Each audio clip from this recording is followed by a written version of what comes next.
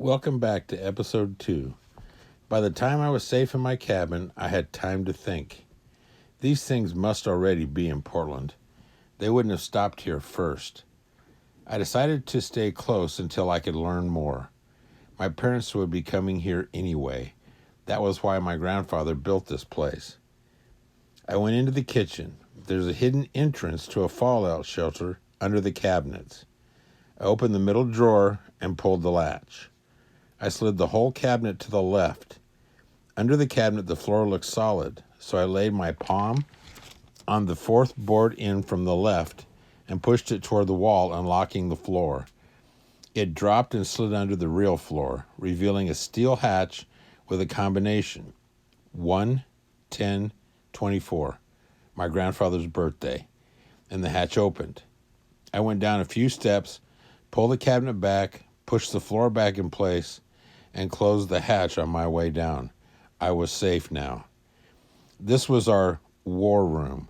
We had, over the years, kept this place stocked and ready, thank goodness.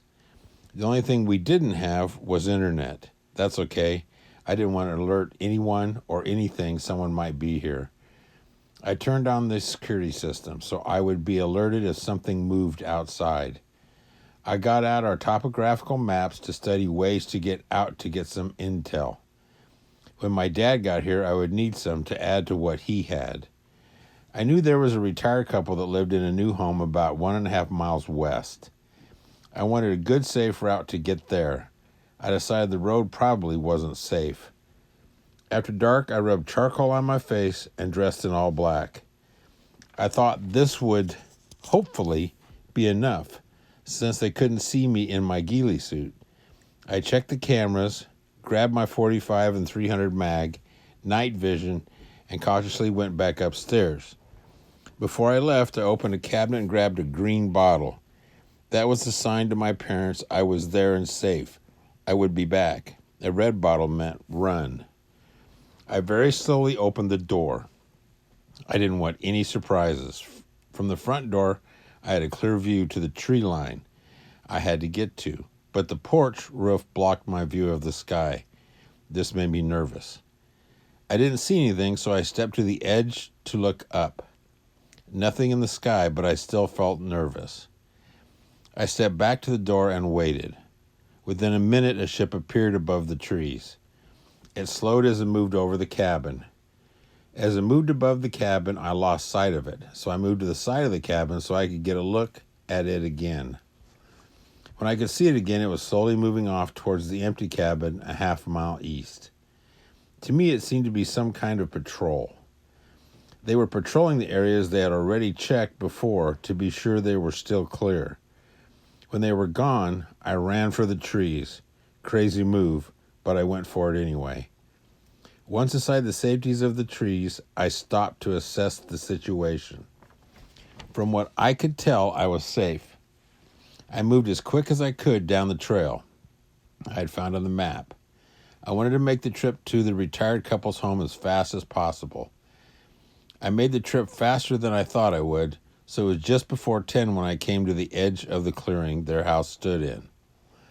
The house was dark, but I expected that. I edged around the tree line, keeping one eye on the sky. I wasn't sure how often the patrols passed over. I wanted to get as close to the house as possible before leaving the safety of the trees. I blew it. I was almost where I wanted to be when I looked up. There it was, directly above the house, about 50 feet. I froze. I didn't know if it had seen me or if this was normal procedure.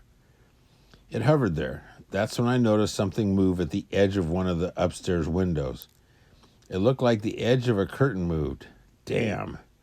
Hopefully nothing else had seen it. The ship slowly moved off. I could finally breathe again. I gave the ship a couple of minutes, then I moved to the back of the house. Everything was locked. I didn't want to be exposed, so I knocked quietly. No answer. But I thought I could hear a slight movement.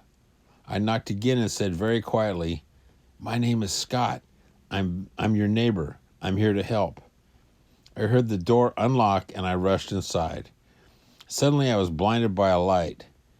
Damn, was this a trap? Turn that light off.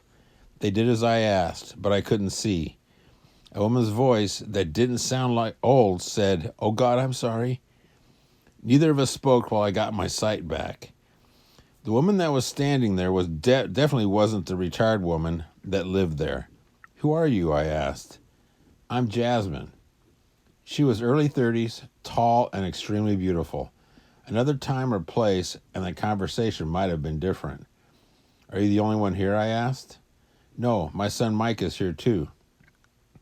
"What about the couple that lives here?" She started crying and said, "Those things took them." She said that earlier that afternoon, she and her son were upstairs playing video games. She heard something outside. When she looked out, there was a huge silver propane tank-looking thing in the yard by the trees. There were two things that looked like a bird mated with an insect, one black, one gray. They were shooting out an orange gas at her parents that seemed to be in a trance. She grabbed her son and headed for the attic. They stayed there while the things moved around the house. After she felt safe, they came down and her parents were gone. She was crying now. I tried to get her to calm down and be quiet. We needed to get back to the cabin. I told her to get what they needed and I would get her to safety. "Dress in black and let's get going." I kept watching while they got ready. So far my instincts were working for me, so we didn't just leave. Thank goodness, because when we were about to open the door, I caught a reflection on the trees. The full moon was reflecting off the ship directly over the house. As soon as the reflection was gone, I counted to 50 and slowly opened the door. All clear. So we ran to the trees. When we stopped inside the tree line, I looked back to the house. Damn, we'd left the door open. I wasn't sure how close they watched, but if it was me, I would have noticed the change. Oh well, I wasn't going to risk going back now. We made our way back to the trail, then back to the clearing where my cabin stood. They had both done very well and followed every order. We were 100 feet to safety. It was a long 100 feet. I decided to move back into the trees and wait until the ship passed again. I wasn't sure where it was, and that would give us the most time to get 3 people across the clearing and into the safety of the shelter. It didn't take long. The ship was suddenly there hovering. This time it stayed for maybe 5 minutes. It slowly moved away finally, so we ran for it. Once inside, I heard to open the hatch and get us to safety. Once we were safe, Jasmine said, "I never thought I would be glad to meet a crazy soldier guy. This place is nuts." Yeah, guys like me weren't big with the girls. It seemed girls can spot crazy. Jasmine helped with preparing MREs and getting cots ready. The whole time we discussed the aliens, but we still didn't have much information to go on. She kept losing her train of thought. She was understandably upset about her parents.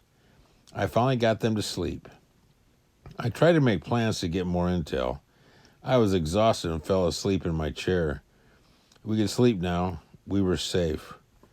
We woke when the security alarm went off. I'll have episode 3 next week. If you like it, hit the like button, subscribe, and hit the notifications bell. Thank you.